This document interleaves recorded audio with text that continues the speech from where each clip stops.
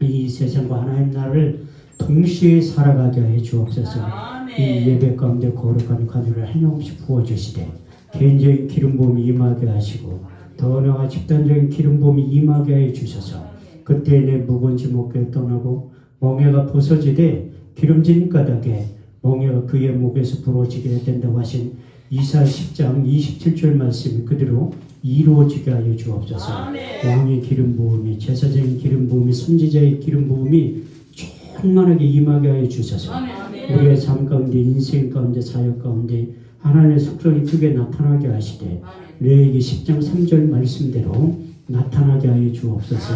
하나님을 가까이 하는 자에게 네 거룩함 나타나겠고 온 백성 중에 네 영광을 나타내 보여주신다고 하신 약속의 말씀이 그대로 이루어지게 하시고 더 나아가 사모한 영혼을 만족해 하시며 줄인 영혼에게 좋은 것으로 채워주지만 약속하신 시편 107편 9절 말씀이 이루어지는 복되고 기이한 시간 될 수 있도록 축복하시고 역사하여 주옵소서. 우리의 예배를 받아 주옵소서. 예수님의 이름으로 기도합니다. 할렐루야. 반갑습니다. 우리 서로 다 같이 인사하겠습니다. 주님이 자리에 계십니다. 다시 한번 하겠습니다. 좋은 일이 일어납니다. 아멘 하신 분들에게 좋은 일이 일어나게 될 줄 믿습니다. 하나님 지금도 예배자를 찾으시고 하나님이 찾으시는 예배자를 범죄 안에 들어오면 하나님께서 약속하신 대로 출애굽기 20장 24절 말씀을 보면 내게 토단을 쌓고 그 위에 너희 양과 서로 너희 번제와 화목제를 드려라. 물은 내 이름을 기념하는 것에 내가 강림하여 복을 주리라. 하나님께서 반드시 예배자를 찾으시고 하나님이 찾으신 예배자들 범주 안에 들어오면 내가 주는 것은 세상이 주는 것과 같지 아니하리니 하늘에 속한 신령한 복이 임하게 된다고 말씀하고 있습니다. 예배 한번 잘 드려서 수지 맞은 사람이 누구인가 하면 성경 속에 많은 인물들이 있지만 그 중에 솔로몬이에요. 솔로몬이 역대하 1장 6절에 12절 말씀에 보면 여호와 폐막 앞에 있는 돛단에 이르러 1000개의 생으로 번제를 드렸더라.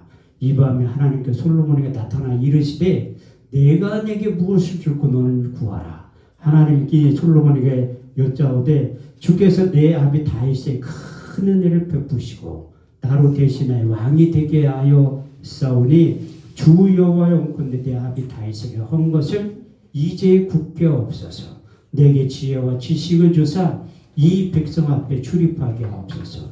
이렇게 티끌같이 많은 주의 백성들을 누가 능히 재판하리까. 여호와께 솔로몬에게 이르시되 내가 부나 제물이나 존영이나 원수의 생명노라기를 구하지 아니하고 내 백성을 치료하기 위해서 지혜와 지식을 구하였으니 그러므로 이제 내가 네게 지혜와 지식을 주고 부와 재물과 존영도 함께 준다고 하신 동일한 은혜와 역사가 반드시 여러분들의 삶 가운데, 인생 가운데, 가정 가운데 그대로 임하게 될 줄 믿습니다. 우리가 인생을 살아가다 보면 앞에는 홍해가 가로막혀 있고 뒤에 애굽의 군대가 따라오면 내 힘과 능력으로 도저히 어떻게 해결하지 못할 때 하나님께서 말씀을 통하여 우리에게 이경에서 건져 주신다고 하셨는데 한 출애굽기 14장 13절에 14절 말씀을 보면 모세가 백성의 고하여 이르기를 너희는 두려워하지 말고 가만히 있어서 오늘날 너희를 위하여 행하시는 구원을 보라. 너희가 오늘 본 애굽 백성을 영원히 보지 아니하리니 여호와께서 너희를 위하여 싸우시리니 너희는 가만히 있을지어다. 할렐루야. 이렇듯이 내 힘과 능력으로 도저히 감당하지 못할 일들이 우리의 삶 가운데, 인생 가운데 펼쳐질 때 하나님께서 우리 인생 가운데 찾아오셔서 우리를 대신하여 싸워 주신다고 말씀하고 있습니다. 사도 바울은 사역 가운데 엄청난 그런 고난의 여건 가운데 있지만 하나님이 그의 사역 가운데 찾아오셔서 싸워 주실 때 이런 현상이 나타났다고 두 번에 걸쳐서 고백하고 간증하고 있는데, 먼저 고린도서 4장 8절 말씀을 보면 우리가 사방으로 우겨 싸움을 쌓여도 쌓이지 아니하고 답답한 일을 당하여 낙심하지 아니하고 핍박을 받아도 버림받지 아니하고 거꾸로 됨을 당하여도 망하지 않게 된다고 간증하고 있고, 이제 사도 바울도 누구보다도 예배에 집중했던 사람 중에 한 사람인데, 예배 잘 드려서 어제나 오늘이나 영원토록 동일하신 그 주님을 만나기만 하면, 경험하기만 하면, 체험하기만 하면 이 세상과 하나님 나라를 앞당겨서 이 세상과 하나님 나라를 동시에 살아갈 때 그는 이런 삶을 영위했다고 고백하고 간증하고 있는데, 고린도서 6장 9절에 10절 말씀을 보면 무명한 자 같으나 유명한 자요, 죽은 자 같으나 보라 우리가 살고, 징계를 받은 자 같으나 우리가 죽임을 당하지 아니하고, 근심하는 자 같으나 항상 기뻐하고, 가난한 자 같으나 많은 사람들을 부욕해 하고, 아무것도 없는 자 같으나 모든 것을 소유한 자로 만들어 주신다고 하신 그 약속의 말씀이 그대로 이루어지게 될 줄 믿습니다. 히브리서 13장 8절 말씀을 보면 예수 그리스도는 어제나 오늘이나 영원토록 동일하다고 말씀하고 있어요. 우리 주님께서 주평안교회를 우리 주님의 핏값으로 세워주시고, 이제 2025년도 1월달을 살아갈 때 여러분들을 보고 싶어서, 여러분들을 만나고 싶어서 만남의 장소로 주평안교회를 선택한 줄 믿습니다. 그 이스라엘 백성들이 홍해를 건너가서 광야에 접어들 때 모세와 하나님의 영으로 감동된 자들을 하나님 부르신 다음에 먼저 시키신 일이 있는데, 그것을 성막을 짓게 만드신 거예요. 요즘 말로 표현하면 하나님이 거하실 집을 짓게 만드신 거예요. 출애굽기 25장 1절 8절 9절 말씀을 보면 여호와께서 모세에게 일러 가라사대 내가 거할 성소를 그들을 시켜 나를 위하여 질 때 내가 내게 보이는 모양대로 장막의 기구와 식양을 따라 지을지니라.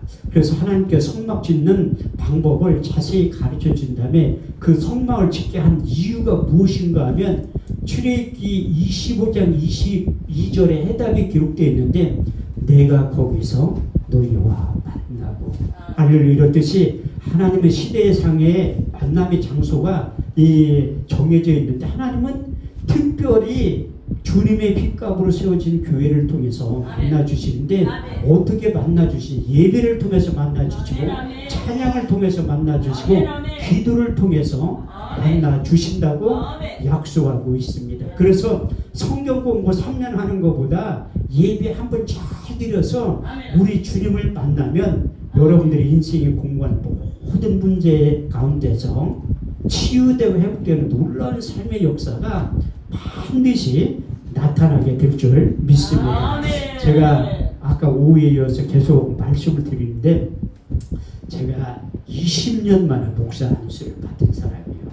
고등학교 3학년 때 그 부흥회 시간에 그 강사 목사님을 통해서 예배에 한 주간 집회에 참석하고, 안수기들을 통해서 사명과 소명, 어리기 때문에 저는 모르지만 그 목사님의 기도를 통해서, 말씀을 통해서 하나님이 저를 주의 종의 반열에 세우셨다는 것을 깨닫고 학교에 신학교에 입학을 한 거예요. 근데 졸업하고 목회를 하고 싶은데 이 부교육자로 가고 싶은데 누가 나를 부르는 데가 없더라고. 또 가고 싶지도 않고 어떻게 하다 보니까 세상 가운데 흘러 들어가게 된 거예요. 이게 새벽 예배 참 마귀의 전략이 무엇인가 하면 예배에 집중하지 못하게 하는 거예요. 새벽 예배에 참석 못하게 하고, 이제 수요일날 저녁에 예배 빠지고, 금요일날 빠지고, 주일날 저녁에 빠지고, 주일 성수도 안 해. 그런데 나 혼자 주일 성수 교회 안 가는 게 아니라 교회 다니는 집사람과 딸을 핍박하고 있어. 내가 그렇게 신학교 다니는데 거의 4년 동안 철학을 했던 사람인데 믿음에서 떠나는 거 간단해요. 맞아. 왜? 예배에 집중하지 않고, 기도하지 않고, 찬양 부르지 않고, 말씀 듣지 않으면 믿음에서 떠나는 거 잠깐이라고 성경은 경고하고 말씀하고 있다는 것을 여러분들이 깨달아야 할 것입니다. 그런데 여러분들이 여기 온 거, 여러분들이 김병길 목사님이 제가 불러서 온 거 아니에요. 우리 주님께서 여러분들이 보고 싶어서 여러분들의 인생의 문제를 치유하고 회복하기 위해서 여러분들을 초청한 줄 믿습니다. 그래서 우리 주님께서 마태복음 11장 28절 29절 말씀을 보면 수고하고 무거운 짐진 자들아 다 내게로 오라. 내가 너를 편히 쉬게 하리라. 나는 마음이 온유하고 겸손하니 나의 멍에를 메고 내게 배우라. 그래야만 너희 짐이 가볍게 된다고 말씀하고 있습니다. 그래서 우리가 예배에 집중하는 이유가 바로 거기에 있는데, 그래 저도 이제 회개하고 돌아와서 이 목회를 하긴 해야 되는데 내가 예수님을 만난 적이 없잖아요. 그래가지고 성서 현장 연수를 갔다 온 거예요. 남들은 성지순례라고 하는데 저는 좀 고급 단어를 써가지고 성서 속의 현장 연수를 갔다 온 거야. 딱 갔는데 비아돌로로사 그 빌라도 법정에서 골고다 언덕까지 갈 때 누구 기도하고 싶은 사람 있으면 손 들어보더라고요. 가이드 전도사님. 네, 그때 손을 번쩍 드는 거야. 그때 같이 어린 딸을 데리고 갔는데 내 손을 톡 치면서 아빠 창피하게 뭘 아빠가 기도를 하려고 해. 목사님들 많이 있는데 목사님이 내일 기도하게 냅두지. 그런데 저는 꼭 기도를 하고 싶은 거야. 왜 그러냐면 사도행전 1장부터 28장까지 기록되어 있는데 1장 1절에서 8절 말씀을 보면 데오빌레와 내가 먼저 쓴 글에는 예수께서 행하시며 가르치기를 시작하신부터 택하신 사도들에게 성령으로 명하시고 승천하신 일까지 일을 기록하였노라. 회 받으신 후에 친히 40을 나타내사 40일 동안 저에게 보시며 하나님 나라에 대해서 말씀하셨느니라. 사도와 같이 모여서 저에게 분부하여 가라사대 예루살렘을 떠나지 말고 내게 들은 바 아버지의 약속하신 것을 기다려라. 요한은 물로 세례를 베풀었으나 너희는 몇 날이 못되어 성령으로 세례를 받게 될 것이라. 저희가 모였을 때 예수께 여쭤 가로되 주께서 이스라엘 나라를 회복하심이 때니까 하니 예수께서 가라사대 때와 기한은 아버지의 자기의 권한에 두었으니 너희의 알 바 아니 오직 성령이 너희에게 임하시면 너희가 권능을 받고 예루살렘과 온 유대와 사마리아 땅끝까지 이르러 내 증인이 될 것이라. 그 증인이 헬라어 원문에 보면 발투스인데 아니 예수님을 만나지 않고 이증자의 입장에서 저는 목회를 못할 것 같아요. 아니 예수님을 만난 적이 없는데 예수를 만난 사람들이 증인이 되고 그 사역을 하게 된다고 성경에 기록되어 있는데 나는 이론적으로는 조금 예수님에 대해서 제가 아까 내 오후에 설교할 때 예수님의 탄생에 대해서 말씀드렸듯이 그건 이론과 지식에 지나지 않는데 난 직접 만난 적이 없는 거예요. 그래서 성서 속의 현장 연수를 가서 우리 주님을 만나고 경험하고 체험하고 싶은 거예요. 그래서 비아돌라우로사 우리 주님께서 걸어가시는 그 십자가의 길, 고난의 길을 출발하기 앞서서 기도를 하고 싶었던 거예요. 그때 하나님의 말씀을 묵상하면서 이제 기도하기 직전에 이사야 53장 1절에서 6절 말씀을 묵상을 하기 시작한 거예요. 우리의 전하는 것을 누가 믿으느냐 여호와의 팔이 네게 나타나느냐 그는 주 앞에서 자라나길 연연신 같고 마른 땅에 낳은 줄기 같아서 고운 모양도 없고 풍채도 없은즉 우리 보기에 흠모할 만한 아름다운 것이 없도다. 그는 멸시를 받아서 사람에게 실어버림 받았으며 간구를 많이 겪었으며 질구를 하는 자라. 마치 오르르르 가리고 사람을 바라보지 않음을 받는 자 같아서 멸시를 당하였고 우리도 그를 보기에 의를 행하지 아니하였도다. 그는 실로 우리의 질구를 지고 우리의 슬픔을 당하였거늘 우리는 생각하기를 징벌을 받은 하나님께 맞으며 고난을 당한다 하였느라. 그가 찔림은 우리의 허물을 인하며 그가 상함은 우리의 죄악을 인함이라. 그가 징계를 받은 우리는 평을 누리고 그가 채찍에 맞음으로 너희가 나음을 입었도다. 우리는 다 양 같아서 그렇다하여 각기 제 길로 갔거늘 여호와께서 우리 무리의 죄악을 그에게 담당시키셨도다. 할렐루야. 이렇듯이 그 말씀을 묵상할 때 거기에 약 40명의 목사님들이 계셨는데 다 울더라고요. 그런데 여기는 우는 사람 한 명도 없잖아.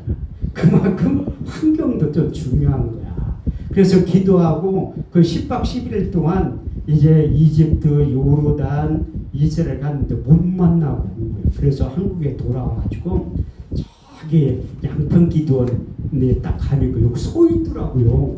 잠언 8장 17절. 나를 사랑하는 자들이 나의 사랑을 입으며 나를 간절히 찾는 자가 나를 만나게 될 것이라. 그래서 간절히 찾으면 우리 주님을 만난다고 해서 기도처를 찾기 시작. 제가 그때 분당 정자동에 살고 있을 때인데 그 기도 많이 하는 권사님이 소개를 해주더래요.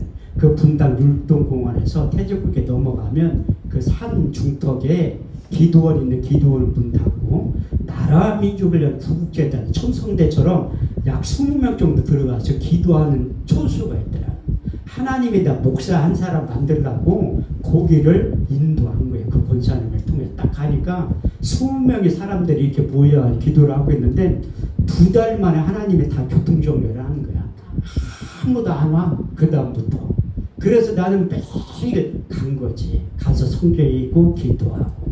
그러니까 기도하고 성경 읽다 보니까 우리 집사람이 실업자가 맨날 어디 가니 아침에 어딜 그렇게 나가니 하루도 안 빼놓고. 그러니까 나는 주님을 만나야지. 이사야 55장 6절에 7절 너희는 여호와를 만날 만한 때에 찾으라. 가까이 계실 때 그를 부르라고 기록되어 있잖아요.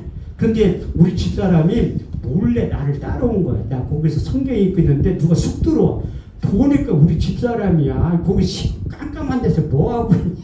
아니 뭐하냐고 성경 읽고 기도하고 있지. 그러니까 나는 이증자가 되기 싫어가지고 주님을 만나고 싶은 거예요. 왜? 사도행전 9장, 22장, 26장 말씀을 보면 사도 바울도 예수님 최강계 우리랑 똑같아요. 예수님보다 동시에 살았던 인물이지만 사도 바울은 예수님의 제자들처럼 육신의 눈으로 예수님을 본 적은 하나도 없다니까요. 그런데 누구보다도 예수님에서 잘 알잖아요. 그 이유가 무엇인가 하면 우리 주님께서 마지막 고별 설교할 때 내가 떠나가는 것이 너에게 유익이라. 가면 내가 보혜사를 보내리니 그가 와서 죄에 대하여 의에 대하여 심판에 대하여 이 세상을 책망하시리라. 죄에 대하여 너희가 나를 믿지 아니하며 의에 대하여 내가 아버지께로 가서 너희가 다시 나를 보지 못하며 심판에 대하여 이 세상 임금이 심판을 받았느니라. 이렇게 말씀하시고 보혜사 진리의 성령이 무엇인가 하면 보혜사가 헬라어 원문에 보면 파라클레토스 옆에서 도와주는 자, 변호자, 이로자의 성격을 가지고 있는데 그분이 오시야지만 나에 대해서 정확하게 너에게 가르쳐 주실 것이다. 예언의 말씀을 하시고 그래서 요한복음 14장 16절에 18절 말씀을 보면 내가 아버지께 구하게 해서 그가 또 다른 보혜사를 너에게 주사 영원토록 너희와 함께 있게 하시리니 저는 진리의 영이라. 이 세상은 능히 저를 받지도 못하는 보지도 못하나니 너희는 알지 못하며 내가 아버지를 가면 그가 너희에게 그와 같이 버려두지 않고 너희에게 다시 오게 할 것이다 말씀하시고 두 번째 요한복음 14장 26절 말씀을 보면 보혜사 곧 아버지께로부터 너희에게 보내실 성령 그가 너희에게 모든 것을 가르치시고 내가 말한 모든 것을 생각나게 하시라. 아니, 많은 분들이 제가 IQ가 좋다고 제가 말씀드렸잖아요. 우리 전도사님보다 IQ는 낮다고. 근데 그 진리의 성령이 오셔서 생각나게 해주시고 그래서 아는 거는 머리가 아무리 좋아도 저도 의사 집단이나 변호사 시위회가 설교할 때 보면 그분들이 깜짝 놀라는 이유가 뭐냐면 우리도 한 머리 하는 사람들인데 성경을 못 외운대. 외울 수가 없지. 왜냐하면 복음서에 다 그렇게 악한 자가 와서 그 말씀을 마음에서 빼앗아 가는. 근데 성령으로 충만하면 성경에 저자인 성령께서 그리스도의 편지로 만들어 주시고 사도 바울도 고린도서 3장 3절 말씀을 보면 너희는 우리로 말미암아 나타난 그리스도의 편지니 이는 목으로 쓴 것이 아니라 살아계신 하나님의 영으로 한 것이며 또 돌비에 새긴 것이 아니라 육의 신비에 새겨지면 요한복음 14장 26절 말씀대로 그분이 오시면 생각나게 하는 거예요. 그래도 제자들이 깨닫지 못하니까 세 번째 요한복음 15장 26절 말씀을 통해서 아버지께로부터 너에게 보낼 보혜사 곧 아버지께로부터 나오신 진리의 성령이 오실 때 그가 나를 증거하실 거예요. 그분이 오셔야지만 예수님이 하신 말씀이 생각이 나고 나에 대해서 자세하게 가르쳐 주실 것이다. 이런 말씀을 하셨는데도 깨닫지 못하니까 결론을 내려주신 거야. 요한복음 16장 13절 말씀을 보면 그리하나 진리의 성령이 오시면 그가 너를 모든 진리 가운데 인도하시리니 그가 스스로 말하지 않고 오직 듣는 것을 말하시며 장래의 일을 너희에게 가르쳐 주신다고 말씀하셨어요. 그래서 그분이 오시면 성경에 대해서 저자이잖아요. 왜냐하면 모든 성경은 하나님의 감동으로 된 것으로 교훈과 책망과 바르게 함과 의로 교육하기에 유익하다고 말씀하고 있어요. 그래서 우리가 성경을 이사야 34장 16절만 자세히 읽어봐야 된다. 제가 성경을 얼마나 안 읽으면 그 코로나19가 처음 시작할 때 이제 자가격리 14일 하면서 정부에서 40만원 용돈을 받고 먹을 거 택배로 정부에서 보내준 다음에 14일 동안 성경을 읽도록 한 거예요. 그래 깊게 하나님께서 성경을 자세히 읽은 거야. 너희는 여호와의 책을 자세히 읽어보라. 이것이 하나도 빠진 것이 없고 짝이 없는 것이 없으리니 이는 여호와의 입이 이를 명하셨고 그의 신이 이것들을 모으셨느라. 그 구약적인 표현은 여호와의 책 아니면 모세의 글과 선지자의 글 시편에 기록한 책이라고 표현하고 신약적 우리가 말하는 성경이 디모데후서 3장 15절에 17절 내가 어려서부터 성경을 알았나니 성경은 능히 너로 하여금 그리스도 예수를 믿음으로 말미암아 구원에 이르는 지혜가 있게 하느니라. 모든 성경 하나님의 감동으로 된 것으로 교훈과 책망과 바르게 하며 의로 교육하게 유익하니 이는 하나님의 사람을 온전케 하며 모든 선한 일을 행하게 완전케 하려 하시느니라. 그래서 그 약속의 말씀을 붙잡고 이제 그 돌탑 그 성전에 가서 기도를 한 거예요. 14개월째. 저도 한 고집 하거든요. 함씨들이 고집이 상당히 많어. 아니 난 이중은 하고 싶지는 않고 우리 주님을 만나야지. 왜? 나를 사랑하는 자들이 사랑의 입을 나를 간절히 찾는 자들이 나를 만나게 될 것이라. 이 말씀을 붙잡고 14개월을 기도를 한 거예요. 성경 보면서. 내가 딴 데 가면 이런 간증하면 아이고 또 이상한 강사와 엉뚱한 소리 한다고 하는데 여기는 영적인 분들이 있기 때문에 이런 간증도 한다니까. 아무나 아무 데서 그거 예수님 만났다고 하면 좀 1.5단인 줄 알아. 그래서 얘기를 안 하는 거예요. 여기는 다 신령한 분들이 계셔서 이해를 하는 거야. 여기도 연세 드신 분 많다고 하는데 연세 드신 거 아니 제가 강원도 행성에 가서 이제 집회를 인도하는데 평균 연령이 80이야. 여기는 소녀들만 있다니까. 걱정할 거 하나도 없어. 80 넘은 분들도 다 성경 말씀을 알아들어요.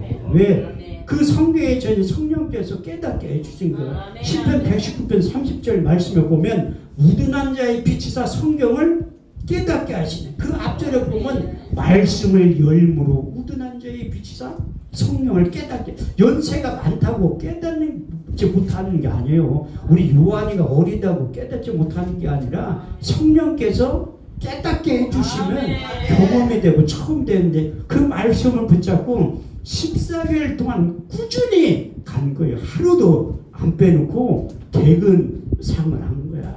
그때 어느 날 사도행전 9장, 사도행전 22장, 사도행전 26장 말씀이 이루어지고 사도 바울이 다메섹 도상에서 우리 주님을 만난 사건이 그만큼 중요하기 때문에 똑같은 내용이 사도행전 9장, 22장, 26장에 세 번에 걸쳐서 기록되어 있는데 그 주님이 나의 삶 가운데 빛으로 찾아오시고 그 찾아오셔서 처음 육의 신비에 새겨주신 말씀이 두 가지의 말씀입니다. 그때 하늘의 시간 개념을 제가 처음 하게 됐는데 첫 번째 시편 90편 4절 말씀. 주의 목전에 천년이 지나간 무제 같으며 밤에 한 경점 같을 뿐입니다. 두 번째 베드로서 3장 8절. 사랑한 자여 주께는 천년의 하루 같고 천년의 한 하루 같은 이 한 가지를 잊지 말라. 우리 주님께 찾아오셔서 저하고 한 5분 동안 얘기를 한 것 같은데 깨어나니까 8시간이 지난 거야. 그래서 이 땅의 시간의 개념과 하늘의 시간 개념이 틀리는데 그때 5분 동안 있으면서 많은 것들을 보게 하시고 듣게 하시고 체험하셨는데 그때 5가지의 말씀 6의 신비에 새겨주신 게 첫 번째가 고린도전서 4장 15절 너는 스승으로서 목회하지 말고 아비의 심정을 가지고 목회를 하라고 당부하시고 그리스도 안에서 일만 스승이 있으되 아비는 많지 아니하니 내가 복음으로써 너희를 낳았느니라. 두 번째 말 잘할 수 있는 능력을 주신 거예요. 우리 집안이 얼마나 말을 못하면 우리가 7남매인데 사형제들이 가끔 만나가지고 옛날에 식당에 가서 식사를 할 때가 있었어요. 우리는 주문할 때도 말로 주문하는 것이 아니라 손가락으로 해. 이 메뉴판 보고 이게 돌아가는데 30분당 식사할 때 한마디도 안 해. 계산하고 나갈 때 식당 아줌마가 봉오리 안 했냐고 물어봐. 그렇게 말을 안 해. 지금도 동생이 목동에 사는데 형 보고 싶다 오라고 할 때 아니 그럼 교회로 와. 교회는 또 절대로 안 와. 아니 그 신방 내가 바빠서 못 간다고 하면 용돈 드릴 테니까 오래. 그럼 가지. 아이고 아니 돈 안 줘도 가는데 동생이 보고 싶다 용돈 준다고 하는데 안 갈 리가 있어요. 딱 가면 형 왔어요. 잘 있었네. 그게 끝이야. 2시간 동안 얼굴만 쳐다보고 있어. 재수씨는 답답해 죽겠다는 거. 재수씨가 상당히 똑똑한 여자예요. 서울대 나왔으니까 똑똑하지. 근데 서울대 나와봤자 별 볼 일 없어. 중학교 나오면 큰 놈 하나 60 넘으니까 학력에 평준화돼서 삶의 지혜는 70다 된 누나 훨씬 나서. 아니 인생 조언도 서울대 나온 여자가 누나한테 상담하러 와요. 그게 삶의 지혜. 서울대 나온 거 젊었을 때는 해당되는 거지. 60 넘으면 학력의 평준화뿐만 아니라 인물의 평준화도 돼.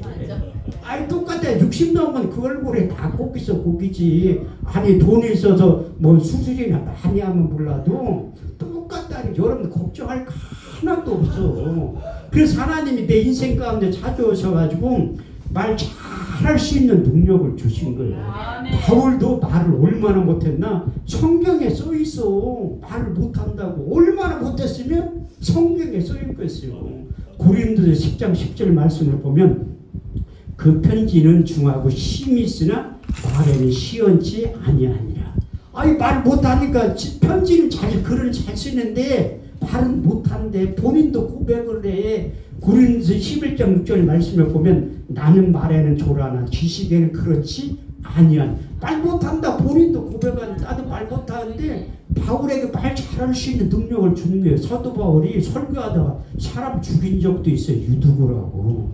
난 설교 21년 하면서 절대 사람 죽인 적은 없어. 졸기할 수 있는 능력은 있어도 한 번도 죽인 적은 없다니까. 근데 바울에게도 우리 주님께 찾아오셔서 말 잘할 수 있는 능력을 주시고 우리 주님께 찾아오셔서 바울에게 말 잘할 수 있는 능력을 주셨더니 저에게 준 거예요. 고린도전서 2장 4절에서 5절. 내 말과 내 전도함이 지혜의 고난은 말로 하지 아니하고 다만 성령의 나타남과 능력으로 하여 너희 믿음이 사람의 지혜지 않고 하나님의 능력 가운데 있게 하려 하였다. 그래서 저에게 말 잘할 수 있는 능력도 주셨는데 하나님이 얼마나 말 잘할 수 있게 그 능력 주신 것뿐만 아니라 이제 이 치아 구조도 완전히 바꾼 거예요. 제가 사우스 아프리카하고 짐바브웨 3번 갔다 왔는데 그 아프리카 3번 갔다 와서 치아를 다 뺀 거야. 첫 번째 갔다 와서 8개를 빼고 두 번째 갔다 와서 5개를 빼고 세 번째 갔다 와서 치아를 다 뽑은 거예요. 50도 안 돼가지고. 왜 하나님이 그 사역 가운데. 그래서 제가 주여소를 크게 못해요. 왜냐면 쫙 하면 틀니가 못해. 안 껴본 사람들은 몰라. 이게 완전 틀니를 안 껴본 사람들은 주여 틀니가 쑥 빠진다니까. 그래 주여소를 못해. 근데 하나님의 은혜로 그 임플란트 16개를 다 심어줬어요. 그 간증 듣고 싶으면 내일 2시까지 오시면 돼요. 왜?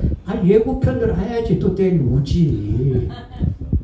근데 하나님이 저에게 말 잘할 수 있는 능력도 주시고 세 번째 요한복음 10장 10절 말씀을 주시는 도적이 오는 건 도적질하고 죽이고 멸망시키려는 것뿐이요 내가 온 것이 양으로 생명을 얻게 하고 통성이 얻게 하려 하십니다.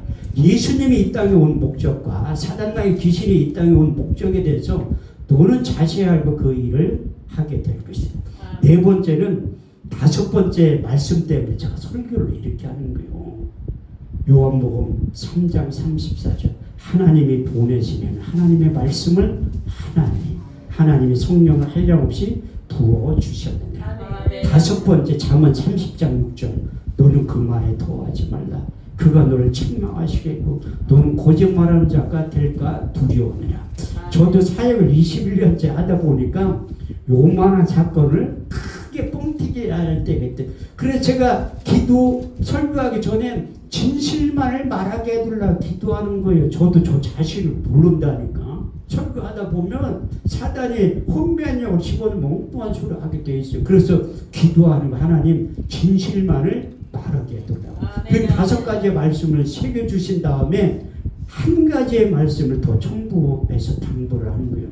요한계시록 22장 18절에서 19절 이 예언의 말씀을 듣는 각인에게 증거하노니 만일 누구든지 이 예언의 책에 있는 것을 더하면 하나님이 이 책에 기록된 재앙들을 너에게 더할 것이요 만일 누구든지 이 예언의 책에서 재어버리면 하나님이 이 책에 기록된 생명나무와 및 거룩한 성에 참여함을 자유어 버리라.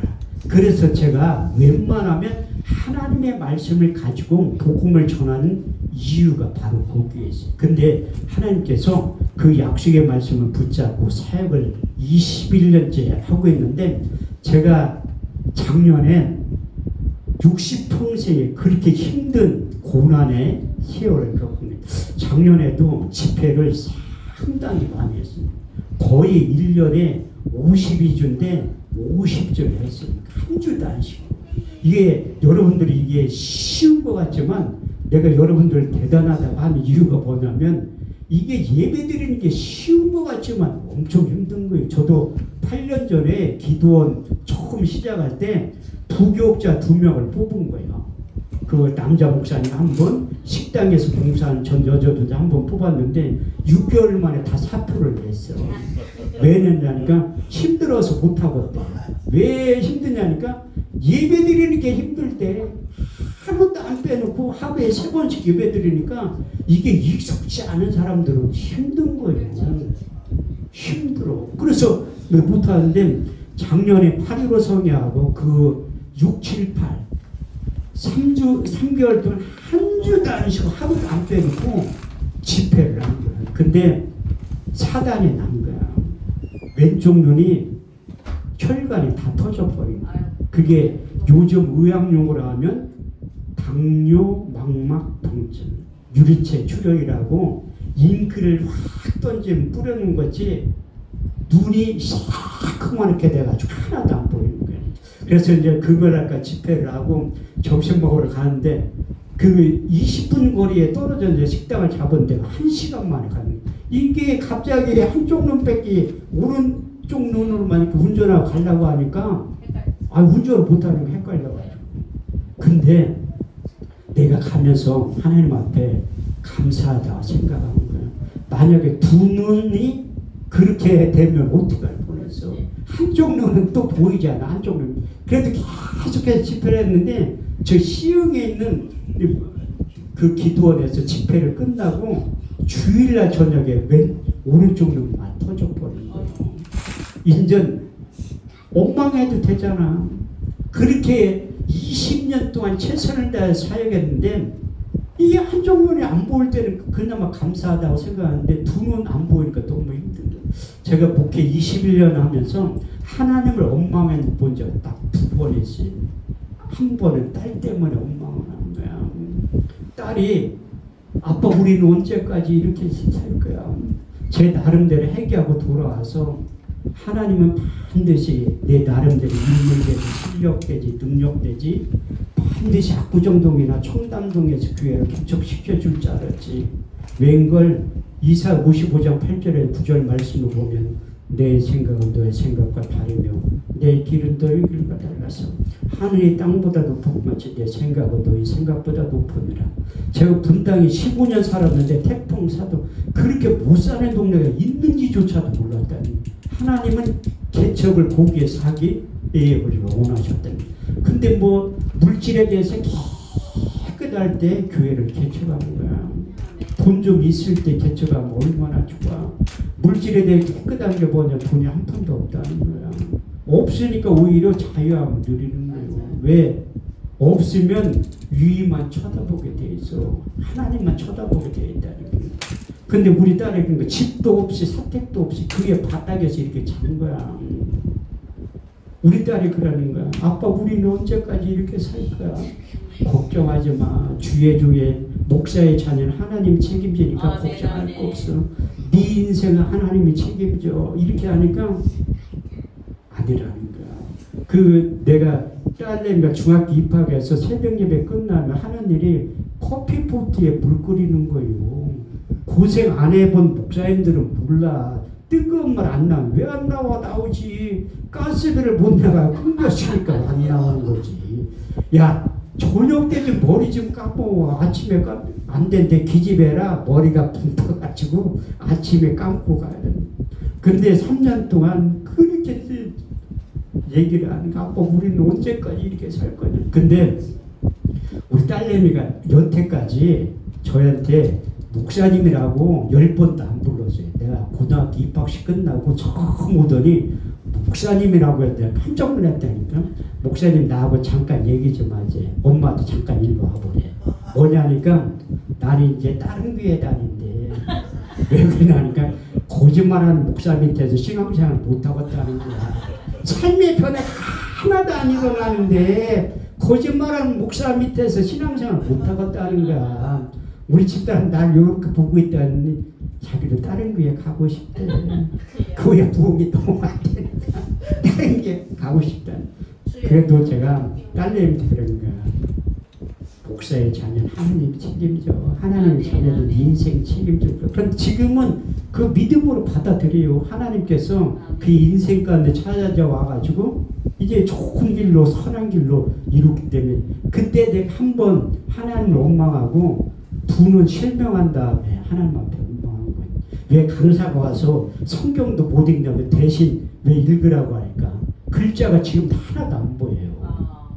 그때 제가 할 수 있는 방법이 무엇인가 하면 아까 여기 담임 목사님 김명철 목사님도 눈 보이냐고 저분은 알거든. 내가 그렇게 시력이 거의 왼쪽 눈은 빵이에요. 빵. 하나도 안 보여. 오른쪽 눈은 20%만 보였었는데 목사님 그때 남당 조절 그 목포 왕산 기도를 올 때 나를 같이 동역하는 사무총장 목사님 그때는 10%밖에 안 볼 때. 완전 장님이야. 소경이야, 소경. 그거 얼마 전에 그 보령 다니엘 기도원 집회 하러 갔는데 원장님들 안 보인다 하니까 내 눈을 이렇게 하더니 진짜 안 보이네. 겉으로 멀쩡한데. 근데 하나님이 제가 성경을 안 읽으니까 자가격리 시키면서 성경을 이렇게 만드셨는데 기도를 얼마나 안 하면 두 눈 멀게 하고 기도의 자리를 나오게 하는 거예요. 그때 제가 잠자는 4시간 빼놓고는 10시간 이상 기도하는 거야. 기도의 내용도 별거 없어. 딱 2마디야. 하나님 나 좀 살려줘요. 나 좀 살려줘. 왜? 안 보이니까 얼마나 이게 갑자기 그렇게 된 거라 내가 뭐 의사가 실명할 것이다. 그런 뭐 예고편이 있었으면 그냥 준비하는 기간이죠. 아니 집회를 그렇게 열심히 했는데 결과는 그거야. 돈 다 버는 거야. 원망해도 되잖아. 그런데 하나님이 기도하니까 말씀을 주신 거야. 왜 제가 병원 안 갔겠어요. 대학병원하고 개인병원 유명한 안과 갔는데 기다리지. 할 수 있는 방법이 없대. 할 수 있는 방법이. 할 수 있는 방법이 없으면 이제 하나님 앞에 기도해야지. 인간의 힘과 능력으로 안 되면 기도하는데 내가 하나님 앞에 10시간 하나님 나 좀 살려주세요. 나 좀 살려주세요. 그러니까 유기의 신비에 새겨주신 말씀이 있어. 이사야 41장 10절 두려워 말라. 내가 너와 함께함이라. 놀라지 말라. 나는 너의 하나님이 되리라. 참으로 내가 너를 도와줘. 참 나의 오른손으로 너를 붙잡아 주. 하나님이 도와준다고. 근데 현실은 똑같아. 안 보여야지 뭐를 하지. 그래도 집회 일정 잡아오는 건 다 소화를 하는 거예요. 내 사람의 원수가 자기 집안 식구라고 우리 식구들이 뭐라고 특히 뭐 신천지 이단들이 스님들에다 욕한 게 아니라 미쳤다고 한 게 아니라 주변에 있는 친한 목사님들이 나한테 미쳤대. 눈은 저렇게 벌어가는데 아니 나한테 신방 와서 그런 얘기해. 자기 아는 사람들 당뇨 합병증으로 실명했다고.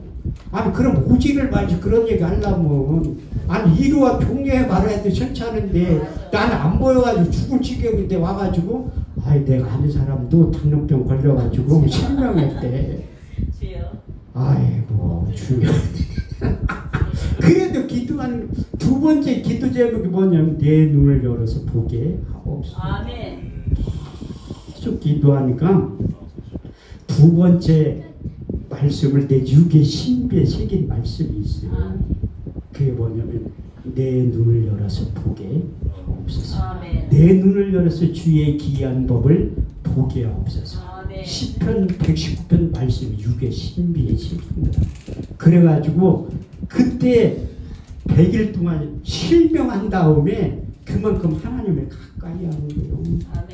야고보서 4장 8절만 하나님을 가까이 하라. 그리하면 너희를 가까이 하리라. 하나님을 가까이 한 자에게 거룩함을 나타내고 온 백성 중에 내 영광을 나타내 보여주시네. 세 번째 육의 신비에 새겨주신 말씀이 이사야 35장 5절 말씀. 그때 소경의 눈이 밝을 것이며 기머거리 귀가 열릴 것이며 그때 조는 자들이 사신같이 뛸 것이며 봉헌의 혀는 무례하게 될 것이다. 그 약속의 말씀을 붙잡고 기도하다 보니까 갑자기 떠오르는 게 있어. 실로암이라는 게 있지. 요한복음 9장에 저도 이스라엘 갔을 때 실로암 연못에 갔다 왔거든요. 근데 그 말씀이 떠오르는 거야. 요한복음 9장 7절 이르시되 실로암 못에 가서 씻으라 하시니 실로암 번역하면 보내심을 받았다는 뜻이라. 이에 가서 씻고 밝은 눈으로 왔더라. 이거지. 그래서 딸한테 시켜가지고 실로암 안과병을 한번 찾아보라고 했어. 그랬더니 등촌동에 있대. 그때 내가 수원에 기도원 했을 때 그 우리 단체 사무총장 목사님이 저를 찾아온 거야. 그때 내가 목사님한테 목사님 나 실로암 병원 좀 데려다 달라고. 그런데 그 목사님 차를 타고 등촌동에 실로암 병원 딱 갔는데 지하에 주차장에 딱 들어갔는데 아이고 이게 20% 보이던 것도 하나도 안 보이는 거야. 그래서 김봉환 목사님 내 손을 붙잡고 거기 검사 받으러 간 거예요. 근데 이게 초음파하고 다 검사를 한 20가지를 했는데 망막이 박리된 것 같아. 그러면 실명한다는 거야. 망막이 박리된다고.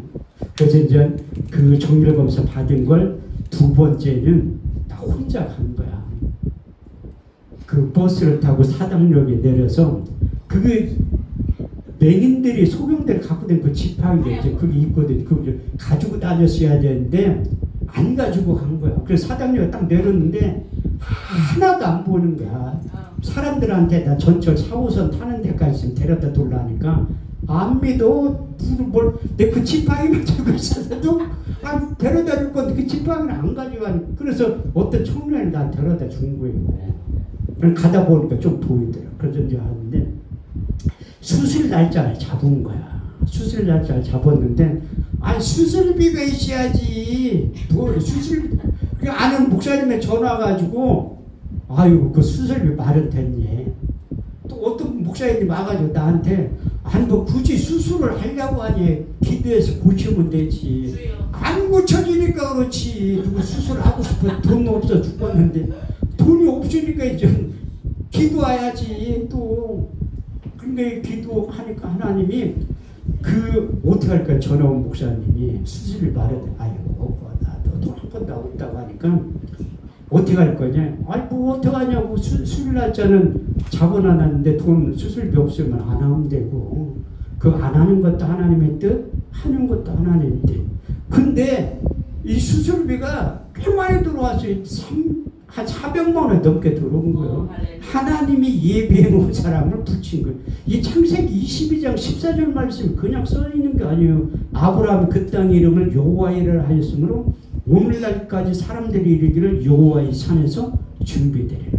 그 수술 날짜를 자꾸 수술을 하는데 내가 감동을 받았다. 의사 선생님이 수술하기 전에 기도를 하더라고.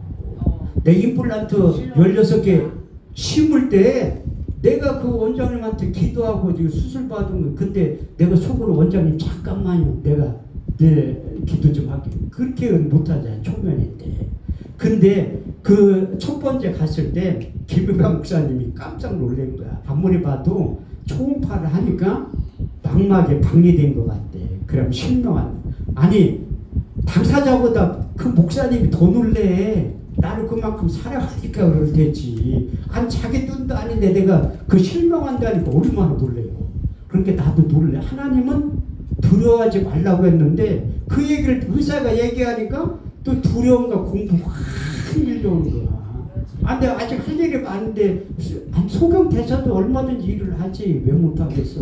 나는 그러면 이 내 의사 선생님은 수술 날짜 잡고서 수술 2시간 하였는데 하려면 2시간 반 전신마취 하자고 하는데 내가 안 한다고.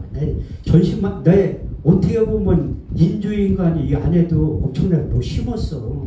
왜?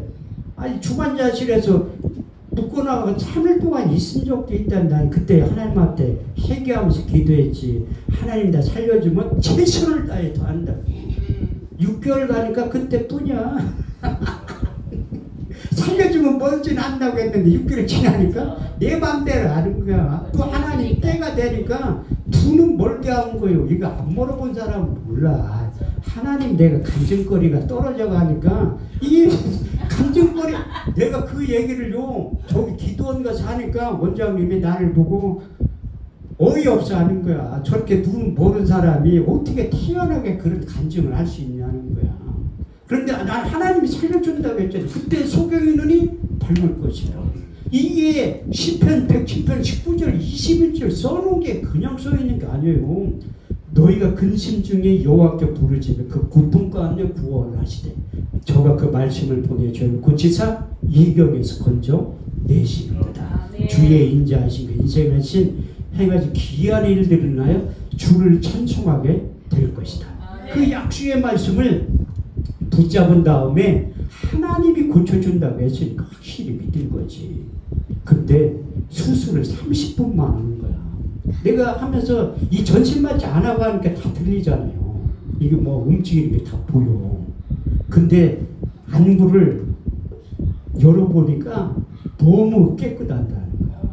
그러니까 하나님이 내가 수술해서 고친 것도 있지만 하나님이 손을 대서 치유의 역사를 나타나게 했다는 거예요. 그래서 제가 아까 내 설교할 때 의대 출신이라고 했잖아요. 저도 의대 출신이라니 내가 어떻게 내가 처음에 기도했던 것처럼 청담동이나 압구정동에 교회를 개척시켜주지 않은 이유가 있어요. 지금은 실비보험이 하나님이야. 뭘 또 아멘이야. 왜냐하면 하나님의 권위보다 실비보험 들은 사람들은 병원부터 가는 거야. 그 성남 태평사도는 지금도 못 사는 동네라 그때는 이래 주거나 저래 주거나 기도 한번 받으러 오는 거야. 나는 그때 조은기 목사님의 능력을 간접적으로 체험을 했지. 세 사람 순복음교회 간판을 크게 걸어놓으니까 기도 받으러 와. 아니 부자 동네에 내 교회를 개척하면 병원 가지 누가 오게. 어차피 병원 갈 돈이 없어. 못 사는 동네니까. 그래서 기도 받으러 오는 거야. 근데 믿는 자들의 표적 5가지가 있다. 믿는 자들의 이런 표적이 따르니 저희가 이 이름으로 귀신을 쫓아내며 새 방언을 말하며 병을 집으며 무슨 욕을 마실 때로 해를 받지 않으며 병든 사람에게 손을 얹은즉 나으리라. 성경은 그렇게 써있는데 저희 사역 가운데는 병든 사람의 손을 얹은즉 죽으리라. 아침에 이 안수했는데 저녁 때 죽었다고 연락 와. 저 사람 많이 죽였어요. 근데 신기한 게 한 번도 고소를 안 당했다는 거예요. 요즘은 그런 말기암 환자 가끔가다 기도받으러 멀리 떨어졌어요. 기도에. 여러분들 상식적으로 알고 계셔야 돼. 여러분들이 보호자 없이 몸에 손대어 기도하다 죽으면 고소당해요. 그렇지. 보호자 없이는 말기암 환자들은 절대 손대어 기도하면 큰일 난다니까요. 왜? 나는 목사님 고소 당한 분들 내가 몇 분 봤어. 그래가지고 제가 홍성에서 어떤 일이 있었는데 집회를 하는데 내 강사로 설교했는데 그분이 같이 안수기도 할 때 옆에서 할머니들을 등을 이렇게 하면서 기도를 해준 거야. 난리가 나서 집에 가서 목사가 때렸다고 해. 난리가 났다는 거예요. 그래서 함부로 안수할 때도 지혜롭게 해야 돼요. 저도 안수를 많이 하는 목사 중 한 사람인데 여자는 안수할 때 머리 꽉 누르면 싫어해. 파마머리 눌린다고. 남자들은 더 조심해야 돼. 이렇게 꽉 누르면 가발 벗겨져. 그래가지고 살짝 그래 지혜롭게 하셔야 되는 게 지혜롭게. 그래서 하나님이 너무 괴로운 거야. 아이고 안수만 하면 좋은데 성경은 병든 사람의 손을 얹은 게 낫는다고 했는데 나의 사역 가운데 죽으니까 안수하면 죽어. 내가 출애굽기 15장 26절을 고등학교 2학년 때 암송한 사람이에요. 너희는 너희 하나님 여호와의 말씀을 청정하고 나의 보기에 의를 행하며 내 계명의 길을 기울이고 내 모든 규례를 지켜 행하면 내가 애굽 사람들의 모든 질병 하나라도 너에게 내리지 아니하리니 나는 너희를 치료하는 여호와 하나님이라. 아이고 아름다운 뭐에 이루니까 지식이지. 아니 하나님은 치유의 하나님 여호와 라파의 하나님이라고 기록된 나하고는 상관이 없잖아. 너무 괴로운 거야. 그때 하나님께서 저에게 천국병원 의대에 입학을 시킨 거예요. 앞에 자는 할머니가 온 거야. 목사님 나를 위해서 기도해 주세요. 아니 기도 못한다고 했지. 오랜만에 새신자가 왔는데 안수해서 죽으면 어떻게 해. 그래서 내가 못한다고 한 거예요. 그래서 내가 무슨 병이냐니까 신부전증 환자래. 투석을 일주일에 3번씩 받는. 그래서 어디서 받느냐는 개포동 가서 받는데 그러면 새벽 예배 끝나면 오세요. 내가 모셔다 드릴게요. 아니 목사님 바쁜데 어떻게 자기를 태워다 줄 수가 있느냐. 하나도 안 바빠요. 신방을 가고 싶어도 신방 받을 사람 2사람밖에 없어. 우리 집사람하고 딸밖에 없는데 뭐 오랜만에 새신자가 왔는데 모셔다 드려야지. 그때 지금도 투석 받으려면 3시간 반에서 4시간이 걸려요. 근데 그 차 안에서 기다리면서 초라한 내 모습을 본 거야. 내가 순범계 목사인데 한 번도 환자를 못 고쳐가지고 이게 개망신만 당하고 있는데 하나님 성경을 읽기 시작한 거 기도하면서 하나님 나를 불쌍히 여겨주셔서 성경 읽다 보니까 우리 주님께서 가르치고 고치시고 전파하셨던 3대 사역이 마태복음 4장 23절에서 24절 말씀에 기록되어 있거든요. 예수께서 오늘 갈릴리 두루 다니사 저희 해당에 천국 복음을 전파하시 백성 중에 모든 병과 모든 약한 걸 고치셨으니 그의 소문이 온 이스라엘에 퍼진